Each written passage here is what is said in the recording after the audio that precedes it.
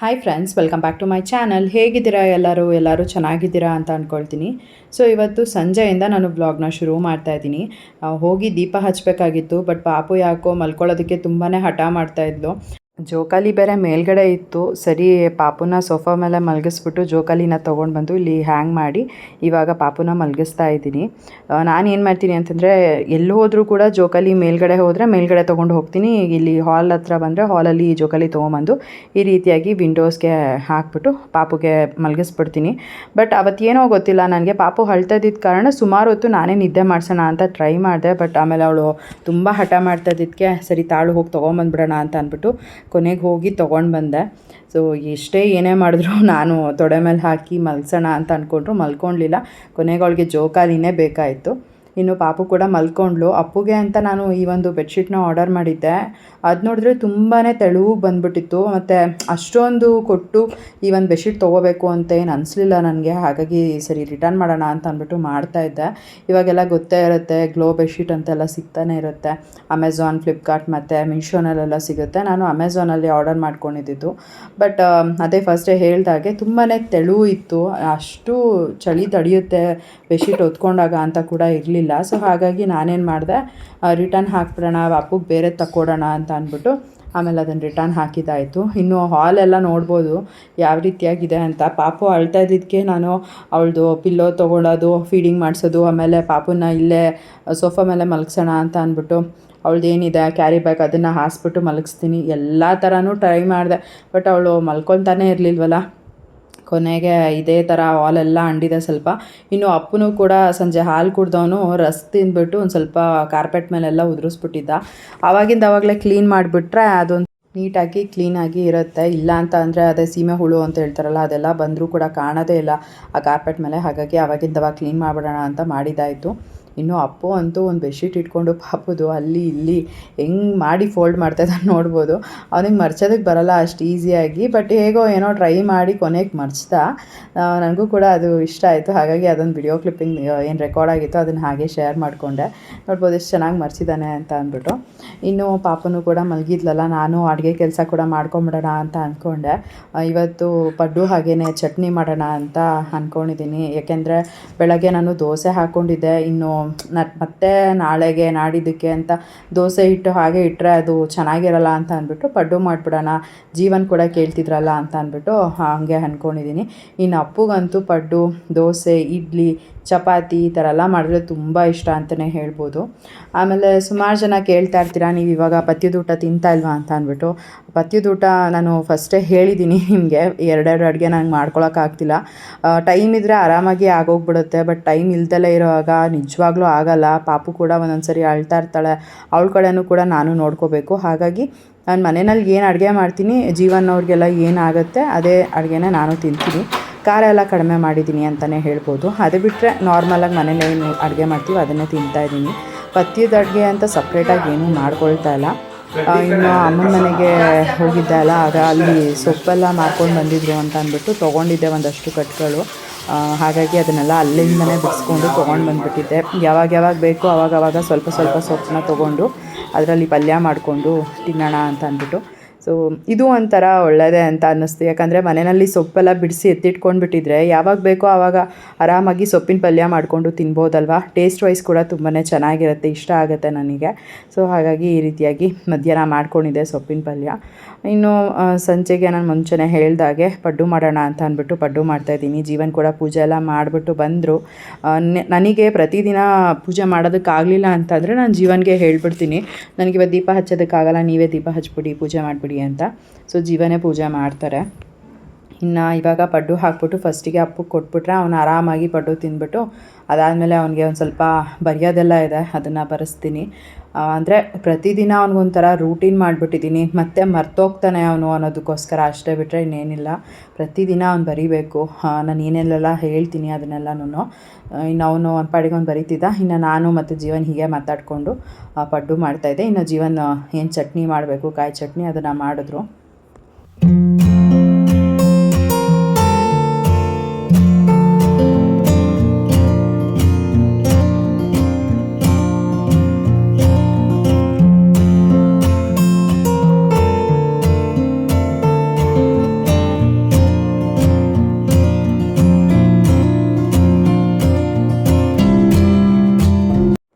ನಾನು ಇಬ್ಬರು ಹೀಗೆ ಮಾತಾಡಿಕೊಂಡು ಅಡುಗೆನ ಮಾಡ್ತಾಯಿದ್ವಿ. ಇನ್ನು ಹಾಲು ಕೂಡ ಜಾಸ್ತಿ ತೊಗೊಂಡು ಬಂದುಬಿಟ್ಟಿದ್ರು. ನಾನಿವತ್ತು ಜೆಪ್ಟೋನಲ್ಲಿ ಮನೆಯಲ್ಲಿ ಹಾಲಿಲ್ಲ ಅಂತ ಅಂದ್ಕೊಂಡು 1 ಲೀಟರ್ ಆರ್ಡರ್ ಮಾಡಿಬಿಟ್ಟಿದ್ದೆ ಹಾಲನ್ನ. ಜೀವನ್ ಕೂಡ ಆಫೀಸಿಂದ ಬರೋವಾಗ ಅರ್ಧ ಲೀಟ್ರು ಹಾಲನ್ನ ತೊಗೊಂಡು ಬಂದುಬಿಟ್ಟಿದ್ರು.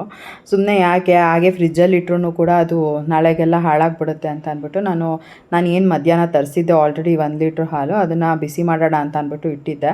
ಸಣ್ಣ ಊರಿನಲ್ಲಿ ಇಟ್ಟರೆ ಅದು ಬಿಸಿ ಆಗೋದಕ್ಕೆ, ಆಮೇಲೆ ಅದು ಕೆನೆ ಕಟ್ಟುತ್ತಲ್ವ, ಆಮೇಲೆ ಅದನ್ನು ನಾನು ಸ್ಟೋರ್ ಮಾಡಿ ಇಟ್ಕೋಬೋದು ಅಂತ ಅಂದ್ಬಿಟ್ಟು ಈ ರೀತಿಯಾಗಿ ಬಿಸಿ ಮಾಡಿ ಎತ್ತಿಟ್ಕೊಂಡ್ಬಿಡ್ತೀನಿ. ಇನ್ನು ಜೀವನ್ ಸಂಜೆ ಏನು ಹಾಲು ತೊಗೊಂಬಂದಿದ್ದಾರೆ ಅದು ನಾಳೆಗೆ ಏನಾರ ಆಗುತ್ತೆ ಅಂತ. ಒಂದೊಂದು ಸಲ ಈ ರೀತಿಯಾಗಿ ಆಗಿಬಿಡುತ್ತೆ. ಒಂದೊಂದು ಸತಿ ಹಾಲು ತೊಗೊಂಡು ಬನ್ನಿರಿ ಅಂದರೂ ಕೂಡ ತೊಗೊಂಡೇ ಬಂದಿರಲ್ಲ. ಒಂದೊಂದು ಸತಿ ಈ ಥರ ತೊಗೊಂಬಂದ್ಬಿಟ್ಟು ಹೆಚ್ಚಿಗೆ ಆಗೋಗಿರುತ್ತೆ ಅದು ಹಾಲು. ಇನ್ನು ಊಟ ಮಾಡಿಬಿಟ್ಟು ಮಲ್ಕೊಂಡ್ವಿ. ಅವತ್ತಿನ್ನೇನು ನಾನು ಮತ್ತೆ ಜಾಸ್ತಿ ವ್ಲಾಗ್ ಕಂಟಿನ್ಯೂ ಮಾಡೋದಕ್ಕಾಗಲಿಲ್ಲ. ಮತ್ತು ನಾನು ನೆಕ್ಸ್ಟ್ ಡೇ ವ್ಲಾಗ್ನ ಕಂಟಿನ್ಯೂ ಮಾಡ್ತಾಯಿದ್ದೀನಿ. ಇವತ್ತು ನನ್ನ ತಮ್ಮಂದಿರೆಲ್ಲ ಬರ್ತಾಯಿದ್ದಾರೆ ಅಂತ ಅಂದ್ಬಿಟ್ಟು ಕಾಲ್ ಮಾಡಿ ಹೇಳಿದ್ರು ಬೆಳಗ್ಗೆ. ಸೊ ಹಾಗಾಗಿ ಅವ್ರಿಗೆ ಅಂತ ಅಂದ್ಬಿಟ್ಟು ಬಿರಿಯಾನಿ ಮಾಡ್ತಾಯಿದ್ದೀನಿ. ಇನ್ನು ಹಿಂದಿನ ದಿನ ಪ್ರಿಯಾಂಕಾ ಮತ್ತು ಮಂಜು ಅವರು, ಪಾಪು ಎಲ್ಲರೂ ಕೂಡ ಬಂದಿದ್ದರು. ನೈಟ್ ಹೀಗೆ ಮಾತಾಡಿಕೊಂಡು ನಾವು ಕೂಡ ಮಲ್ಕೊಂಡ್ಬಿಟ್ವಿ. ಅದಾದಮೇಲೆ ನಾನು ಇನ್ನೇನು ಜಾಸ್ತಿ ವ್ಲಾಗೆಲ್ಲ ಮಾಡ್ಕೊಳ್ಳೋದಕ್ಕಾಗಲಿಲ್ಲ. ಇನ್ನು ಮಾರನೇ ದಿನ ಅವರು ಕೂಡ ಇದ್ರಲ್ವ, ಕೇಳಿದ್ದಕ್ಕೆ ಸರಿ ಬಿರಿಯಾನಿನೇ ಮಾಡಿಬಿಡು ಅಂತ ಅಂದ್ಲು ತಿಂಡಿಗೆ. ಸರಿ ಅಂತ ಬಿರಿಯಾನಿಯನ್ನು ಮಾಡ್ತಾಯಿದ್ದೀನಿ. ಇವಾಗ ಜೀವನ್ ನನಗೆ ಈರುಳ್ಳಿ ಕಟ್ ಮಾಡ್ಕೊಳ್ಳೋದಕ್ಕೆ ಮತ್ತು ಏನೆಲ್ಲ ಬೇಕೋ ಆಲ್ಮೋಸ್ಟ್ ಎಲ್ಲನೂ ಹೆಲ್ಪ್ ಮಾಡ್ಕೊಂಡು ಕೊಡ್ತಾರೆ. ಜೀವನ್ ಮನೆಯಲ್ಲಿದ್ದರೆ ಆಲ್ಮೋಸ್ಟ್ ಮಾಡಿಕೊಡ್ತಾರೆ. ಬಟ್ ಫಸ್ಟಿಗೆ ಕಂಪೇರ್ ಮಾಡಿದ್ರೆ ಇವಾಗ ಸ್ವಲ್ಪ ಕಡಿಮೆ ಆಗಿದೆ. ನಾನು ಕೂಡ ಏನಕ್ಕೂ ಅವ್ರ ಮೇಲೆ ಡಿಪೆಂಡ್ ಆಗಿಲ್ಲ. ನನ್ನ ಕೆಲಸಗಳನ್ನ ನಾನೇ ಆಲ್ಮೋಸ್ಟ್ ಮಾಡ್ಕೊಳ್ತಾ ಇರ್ತೀನಿ, ಮನೆ ಕೆಲಸ ಆಗಿರ್ಬೋದು ಎಲ್ಲನೂ. ಬಟ್ ಮನೆಯಲ್ಲಿ ಇದ್ದಾಗ ಅವರು ಆಲ್ಮೋಸ್ಟ್ ಅವ್ರ ಕೈಯಲ್ಲಿ ಆದಷ್ಟು ನನಗೆ ಮಾಡ್ಕೊಂಡು ಕೊಡ್ತಾರೆ. ಆ ಥರ ಇದ್ದಾಗ ಒಂಥರ ನನಗೂ ರೆಸ್ಟ್ ಸಿಕ್ತಂಗೆ ಆಗುತ್ತೆ, ನನಗೂ ಕೂಡ ಒಂದು ಸ್ವಲ್ಪ ಆರಾಮ ಅನಿಸುತ್ತೆ. ಸೊ ಒಂಥರ ಖುಷಿಯಾಗತ್ತೆ ಅಂತಲೇ ಹೇಳ್ಬೋದು. ಇನ್ನು ಇವಾಗ ಈರುಳ್ಳಿ ಮತ್ತು ಹಸಿಮೆಣ್ಸಿನ್ಕಾಯಿ ಎಲ್ಲ ಬಿಡಿಸ್ಬಿಟ್ಟು ಕೊಟ್ಟರು. ನಾನು ಕೂಡ ಮಸಾಲೆ ಗ್ರೈಂಡ್ ಮಾಡ್ಕೊಳ್ಳೋದಕ್ಕೆ ಏನೆಲ್ಲ ಬೇಕೋ ಅದನ್ನೆಲ್ಲ ಮಿಕ್ಸಿ ಜಾರ್ಗೆ ಹಾಕ್ಕೊಳ್ತಾ ಇದ್ದೀನಿ. ಅಂದರೆ ಸೊ ಹೇಗಿದ್ದರೂ ಪ್ರಿಯಾಂಕಾ ಇದ್ಲು, ಪಾಪು ಏನಾದರೂ ಇದ್ದರೆ ಅವಳು ನೋಡ್ಕೊತಾಳೆ. ಹಾಗಾಗಿ ನಾನು ಬೇಗ ಅಡುಗೆ ಕೆಲಸನೆಲ್ಲ ಮಾಡ್ಕೊಂಬಿಡೋಣ ಅಂತಲೇ ಮಾಡ್ಕೊತಾ ಇದ್ದೀನಿ. ಇಲ್ಲೊಂದು ಸ್ವಲ್ಪ ಜಾಸ್ತಿ ಕ್ವಾಂಟಿಟಿನಲ್ಲೇ ಮಾಡ್ತಾಯಿದ್ದೀನಿ ಬಿರಿಯಾನಿನ. ಹೇಗಿದ್ದರೂ ಅಭಿಷಶು, ಮಂಜು ಎಲ್ಲ ಬರ್ತಾರಲ್ವ, ಅವ್ರಿಗೂ ಆಗುತ್ತೆ ಅಂತ ಸೇರಿಸ್ಬಿಟ್ಟೆ ಮಾಡ್ತಾಯಿದ್ದೀನಿ.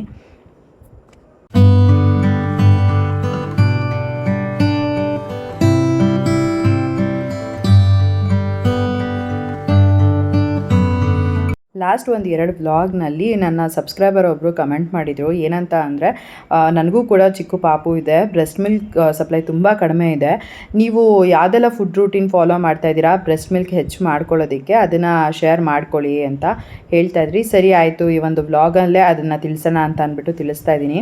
ಸೊ ಮೇಯ್ನಾಗಿ ನಾನು ಪಥ್ಯದ ಊಟ ಫಾಲೋ ಮಾಡ್ತಾಯಿಲ್ಲ. ಮಾಡೋದು ಬಿಡೋದು ಅದು ನಿಮ್ಮ ಇಷ್ಟ. ನಮಗೆ ನಮ್ಮ ಮನೆಯಲ್ಲಿ ಎಲ್ಲನೂ ನಾನೇ ಮಾಡ್ಕೊಳ್ಳೋದ್ರಿಂದ ನನಗೆ ಆಗ್ತಾಯಿಲ್ಲ.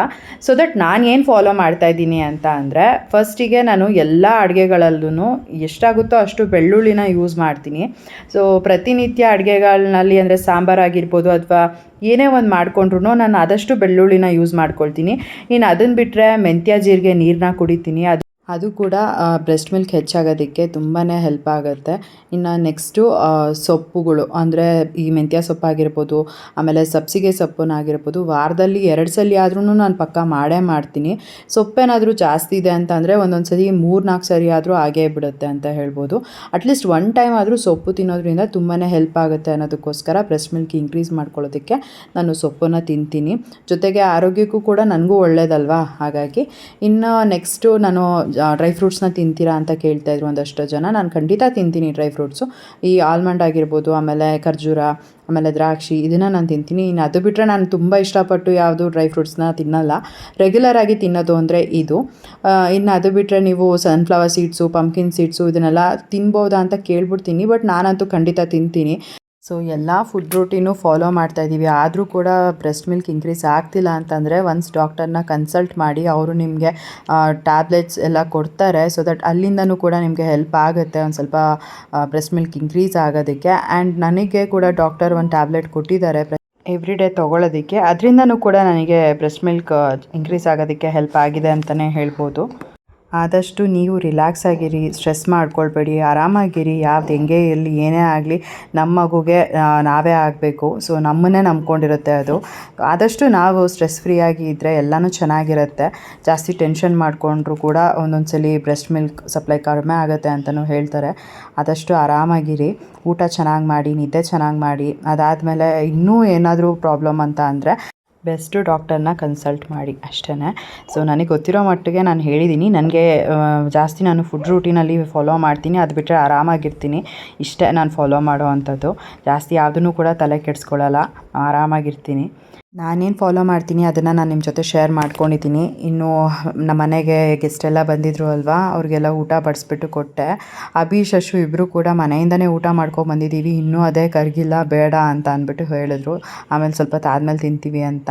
ಇನ್ನು ನಾನು ಕೂಡ ಪಾಪು ನಿದ್ದೆ ಮಾಡಿಸ್ಬಿಟ್ಟು ನಾನು ಕೂಡ ಊಟ ಮಾಡ್ಕೊಂಡ್ಬಿಟ್ಟೆ. ನಾನು ಮಧ್ಯಾಹ್ನ ವ್ಲಾಗ್ನ ಕಂಟಿನ್ಯೂ ಮಾಡೋದಕ್ಕಾಗಲಿಲ್ಲ. ಪಾಪು ಅಂತೂ ಫುಲ್ ಚೆನ್ನಾಗೇ ನಿದ್ದೆ ಮಾಡಿಬಿಟ್ಲು. ಮನೆಗೆ ಪಾಪು ನೋಡೋದಕ್ಕೆ ಅಂತ ಬಂದರೆ ಯಾರಾದರೂ, ಪಾಪ ಅವತ್ತಿನ ದಿನ ಚೆನ್ನಾಗಿ ನಿದ್ದೆ ಮಾಡ್ತಿರ್ತಾಳೆ. ಇನ್ನು ಬೇರೆ ಟೈಮಲ್ಲೆಲ್ಲ ಎದ್ದೊಳೋದು, ಆಟ ಆಡೋದು, ಸುಮ್ಮನೆ ಆ ಕಡೆ ಈ ಕಡೆ ನೋಡೋದು, ಅವಳ ಪಾಡಿಗೆ ಅವಳೇನೇನೋ ಹಿಂಗೆ ಹ್ಞೂ ಅಂತೆಲ್ಲ ಸೌಂಡ್ ಮಾಡೋದು, ಈ ಥರ ಎಲ್ಲ ಮಾಡ್ತಿರ್ತಾಳೆ. ಬಟ್ ಮನೆಗೆ ಯಾರಾದರೂ ಬಂದಾಗಲೇ ನಿದ್ದೆ ಮಾಡ್ತಾ ಚೆನ್ನಾಗಿ ಇದ್ದುಬಿಡ್ತಾಳೆ. ಸೊ ಹಾಗಾಗಿ ಆಮೇಲೆ ಪಾಪು ಎದ್ಮೇಲೆ ಕೊಡ್ತೀನಿ ಅಂತ ಅಂದ್ಬಿಟ್ಟು ಫೈನಲಾಗಿ ಪಾಪುನ ಎತ್ಕೊಟ್ಟೆ. ಇವಾಗ ಎತ್ಕೊಂಡು ಮಂಜು ಮಾತಾಡಿಸ್ತಾ ಇದ್ದಾನೆ. ದರೆಗಿಳಿದರಂಬೆ ಅಳ್ಬೇಡ ಇವಳಿ ಆಯ್ತು. ಮೆತ್ತಗಾಡ್ಬೇಕಾ? ಆಡ್ಬೇಡ ಕಣೋ ಮಾಮ. ಅಲ್ಲಿ ಸರಿ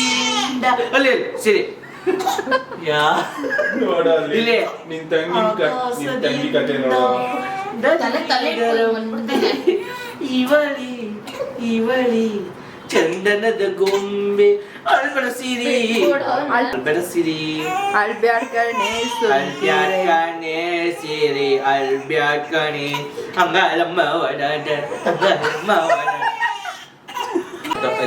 ಮಾಮ ಕೂಡ್ಸ್ಕೊಳ್ಳು, ಕೈ ಕಣವ, ಕೈ ಮುಂದಕ್ಕೆ ಮಾಡ್ಕ. ನೋಡ್ದ ಕುಂಡಿಸ್ಕೊಬೇಕು.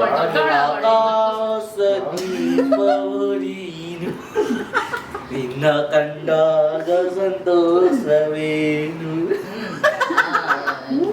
ನೋಡು ಮಕ್ಕ ಮಾಡ್ಕೊತಾ ಇರೋದು. ಯಾಕೋ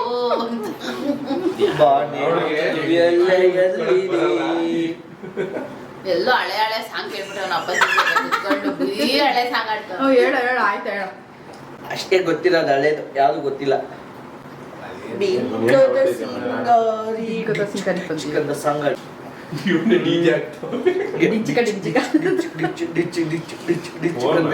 ಈಗ ಸಮಾಧಾನ ಆದ್ಲು. ಹೋಗ್ಲಿ ಹೊಸ ಆಡಾಡೋ. ದಿಲ್ ದಿಯಾ ಕಿರಿಸ್ का सुनेगा गाना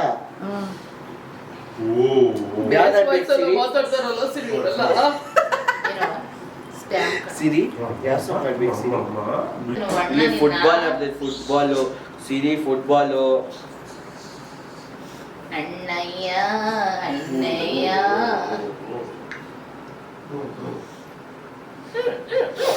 ಯಾಕೆ ಸ್ಟಾಪ್ ಆಗೋಯ್ತಲ್ಲ?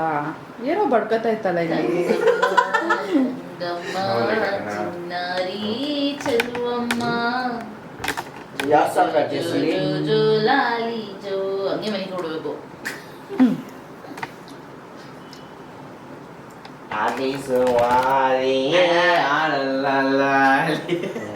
ನನಗೆ ಗೊತ್ತು. ಒಂದು ಸೆಕೆಂಡ್.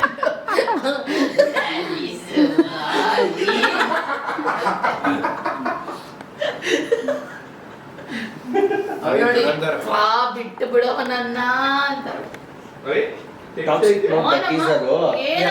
ಯಾರೋ ಟಾಕ್ಸಿಕ್ ನೋಡ್ಬೇಕಾಗಿರೋ ಸಿರಿ. ಟಾಕ್ಸಿಕ್ ಮೂವಿನ ಅಲ್ಲ, ಟೀಸರು. ಸಿರಿ 18+ ಆಗಿಲ್ಲ, ಇನ್ನ 1+ ಆಗಿಲ್ಲ. ಇವಾಗ 3 ರನ್ನಿಂಗು 2.5 months. ಇವನು ಅನಿಮಲ್ ಅಲ್ಲಿ ಮಾಡೋನಲ್ಲ.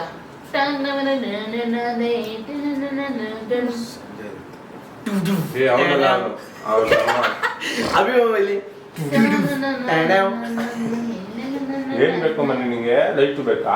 ಸಿರಿ ಫಾ ಮಾಡೋಣ ಬಾ, ನಮ್ಮ ಮನೆಗೆ ಹೋಗೋಣ. ಸಿರಿ ಮಲ್ಲಿಗಿದ್ದ ಅಷ್ಟೋ ತನಕ ಮಾಡ್ಕೊಂಡಿದ್ದ. ಲಕ್ಕಿ ಲಕ್ಕಿ ಲಕ್ಕಿ ಕಮ್ಮಿ ಬರಲ್ಲ. ಯಾಕ ನಾನು ಹೇಳ್ದೆ ಜಾಸ್ತಿ ಆಯ್ತು ನನಗೆ. ಇರ್ಲಿ ಹೇಳಿಸ್ಬಿಡು. ಯಾನ ಬೇಕಾದ್ರೆ ಅಲ್ಲಿ ಕುಟ್ಟು ಇಳಿಸ್ ಬಂದು ಅಲ್ಲ ಕಣೆ, ಹೋಗಿ ಇಳಿಸ್ಬಿಟ್ಟು ಬಂದು ಸೇಮ್ ಗೋಪುರ ಇಟ್ಕೊಟ್ಟಿದ್ಲ. ಹ್ಞೂ ಹೌದು.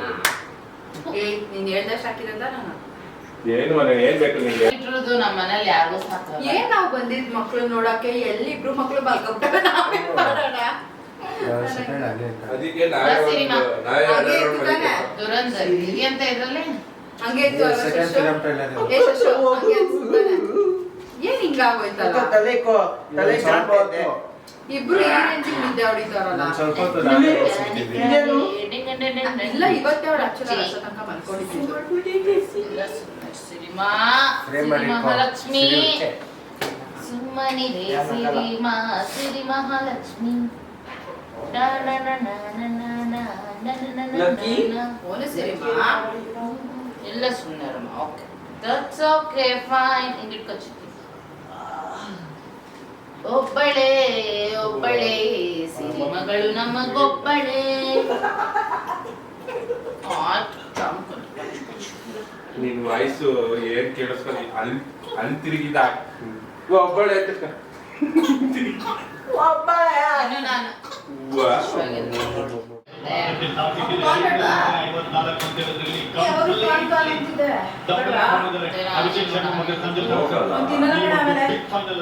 ಕಾರ್ನೆ ಮಾಡು.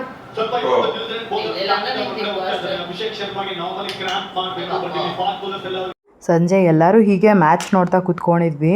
ಹಾಗೆ ನನ್ನ ತಂಗಿ ಪಿಜ್ಜಾ ಆರ್ಡರ್ ಮಾಡ್ತೀನಿ, ಎಲ್ಲರೂ ಇದೀವಲ್ಲ ಪಿಜ್ಜಾ ಆರ್ಡರ್ ಮಾಡೋಣ ಅಂತ ಅಂದ್ಬಿಟ್ಟು ಮಾಡ್ತಾಯಿದ್ರೆ ಅಲ್ಲಿ ಆರ್ಡರ್ ಪ್ಲೇಸೇ ಆಗ್ತಾಯಿರಲಿಲ್ಲ. ಕೊನೆಗೆ ಪಿಜ್ಜಾ ತಿನ್ನೋಣ ಅಂತ ಅಂದ್ಕೊಂಡು ಆರ್ಡರ್ ಪ್ಲೇಸ್ ಆಗದಿರೋದಕ್ಕೆ ಇನ್ನೇನು ಮಾಡೋದು ಅಂತ ಅಂದ್ಬಿಟ್ಟು ಸುಮ್ಮನೆ ಆದ್ವಿ. ಇನ್ನು ಅಡುಗೆ ಕೂಡ ಮಾಡೋಂಗೇನಿರಲಿಲ್ಲ. ಮಧ್ಯಾಹ್ನ ಒಂದೇ ಸತಿ ನಾನು ಬಿರಿಯಾನಿ ಮಾಡುವಾಗಲೇ ಸಾಂಬಾರನ್ನ ಕೂಡ ಮಾಡಿಬಿಟ್ಟಿದ್ದೆ. ಸೊ ಆರಾಮಾಗಿ ಕೂತ್ಕೊಂಡು ಎಲ್ಲರೂ ಇವಾಗ ಮ್ಯಾಚ್ನ ನೋಡ್ತಾ ಇದ್ದೀವಿ. ನನಗೆ ಹೇರ್ ಆಯಿಲ್ ಅಪ್ಲೈ ಮಾಡಿಸ್ಕೊಂಡು ನಾನು 2 ವೀಕ್ಸ್ ಮೇಲೆ ಆಗೋಗ್ಬಿಟ್ಟಿತ್ತು. ಹಾಗಾಗಿ ಜೀವನ ಹತ್ರ ಹೇರ್ ಆಯಿಲ್ ಅಪ್ಲೈ ಮಾಡಿಸ್ಕೊಳ್ತಾ ಇದ್ದೀನಿ. ಜೀವನ್ ಮನೆಯಲ್ಲಿದ್ದರೆ ಹೇರ್ ಆಯಿಲ್ ಅಪ್ಲೈ ಮಾಡಿಸ್ಕೊಳ್ಳೋದು ಈ ರೀತಿಯಾಗೆಲ್ಲ ನಂಗೆ ತುಂಬ ಇಷ್ಟ ಆಗುತ್ತೆ. ಯಾಕಂದರೆ ಅವಾಗ ಆರಾಮಾಗಿರ್ತಾರಲ್ವ, ಅವ್ರಿಗೆ ಕೂಡ ಟೈಮ್ ಕೊಟ್ಟು ಆರಾಮಾಗಿ ಮಸಾಜ್ ಎಲ್ಲ ಮಾಡ್ತಾರೆ. ಸೊ ಹಾಗಾಗಿ ಇನ್ನು ಮ್ಯಾಚ್ ನೋಡಿಕೊಂಡು ಹೀಗೆ ಮಾತಾಡ್ಕೊಂಡು ಕೂತ್ಕೊಂಡಿದ್ವಿ. ಇನ್ನು ಪಿಜ್ಜಾ ಕೂಡ ಆರ್ಡರ್ ಪ್ಲೇಸ್ ಆಗ್ತಾ ಇರಲಿಲ್ಲ. ಸರಿ ಇನ್ನೇನು ಮಾಡೋದು. ನನ್ನ ತಮ್ಮನೂ ಕೂಡ ಬರೋ ಹಾಗಿರಲಿಲ್ಲ. ಯಾಕಂದರೆ ಅಪ್ಪ ಅಮ್ಮ ಇವತ್ತು ಊರಿಗೆ ಹೋಗಿದ್ರು, ಅಲ್ಲಿ ಹಬ್ಬಕ್ಕೆ ನಾಗರ ಮಾಡ್ತಾಯಿದ್ರು. ಸೊ ನನ್ನ ಮನೆಯಲ್ಲಿ ಇವತ್ತು ನಾನ್ ವೆಜ್ ಮಾಡ್ತೀವಿ ಅಲ್ವಾ, ನಾಗರ ಮಾಡುವಾಗ ಯೂಶ್ವಲಾಗಿ ನಮ್ಮ ಮನೆಗೆಲ್ಲ ಬರೋ ಹಾಗಿಲ್ಲ. ಹಾಗಾಗಿ ಚಿಂಟು ಇವತ್ತು ಅಲ್ಲೇ ಇದ್ದಾನೆ ಮನೆಯಲ್ಲಿ. ಮಮ್ಮಿಯವರೆಲ್ಲ ಸಂಜೆ ಊರಿಗೆ ಹೋಗಿದ್ದಿತ್ತು. ಸೊ ಅಲ್ಲಿ ನಾಗರ ಎಲ್ಲ ಆದಮೇಲೆ ಹೇಳ್ತೀವಿ, ಆಮೇಲೆ ನಾನ್ ವೆಜ್ ಬೇಕಾದ್ರೆ ತಿನ್ಬೋದು ಅಂತ ಹೇಳ್ತಾಯಿದ್ರು. ಸರಿ ಅಂತ ನಾನು ಅಲ್ಲೆಲ್ಲ ಪೂಜೆ ಆದಮೇಲೆ ಹೇಳಿ ಚಿಂಟುಗೆ ಫೋನ್ ಮಾಡಿ ಬರೋದಕ್ಕೆ ಹೇಳ್ತೀನಿ, ಅವನು ಇಲ್ಲೇ ಬಂದು ಊಟ ಮಾಡಲಿ ಅಂತ ಅಂದ್ಬಿಟ್ಟು ಹೇಳಿದೆ.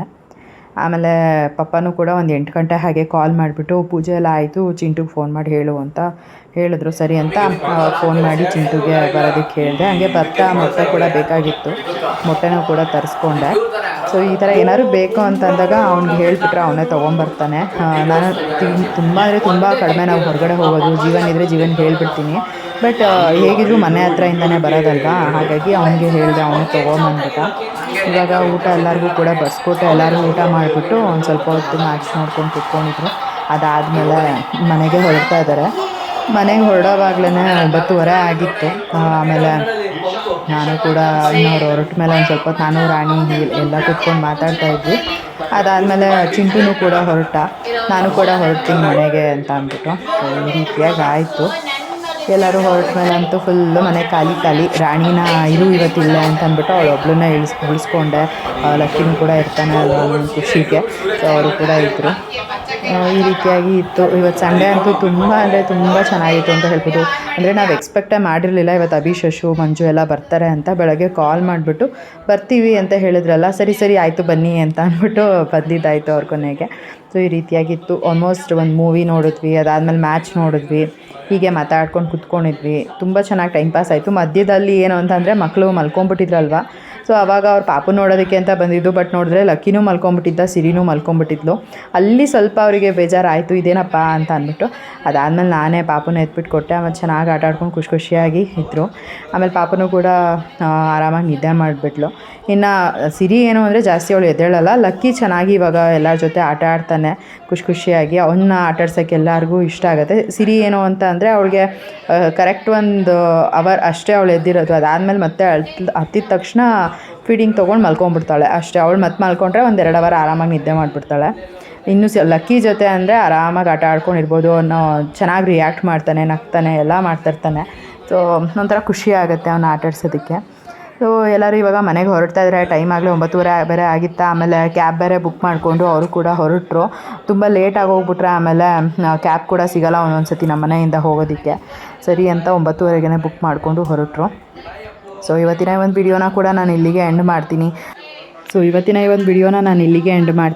ಈ ಒಂದು ವಿಡಿಯೋ ನಿಮ್ಗೆ ಇಷ್ಟ ಆಗಿದ್ರೆ ಲೈಕ್ ಮಾಡಿ, ಕಮೆಂಟ್ ಮಾಡಿ, ಶೇರ್ ಮಾಡಿ. ಇನ್ನೂ ಯಾರು ನನ್ನ ಯೂಟ್ಯೂಬ್ ಚಾನಲ್ನ ಸಬ್ಸ್ಕ್ರೈಬ್ ಮಾಡ್ಕೊಳ್ದಲ್ಲ ನೋಡ್ತಾ ಇದ್ದೀರಾ, ದಯವಿಟ್ಟು ನನ್ನ ಯೂಟ್ಯೂಬ್ ಚಾನಲ್ನ ಸಬ್ಸ್ಕ್ರೈಬ್ ಮಾಡಿಕೊಂಡು ನೋಡಿ. ಸಿಗೋಣ ಮುಂದಿನ ವಿಡಿಯೋನಲ್ಲಿ. Thanks for watching. ಬಾಯ್. ನೀನು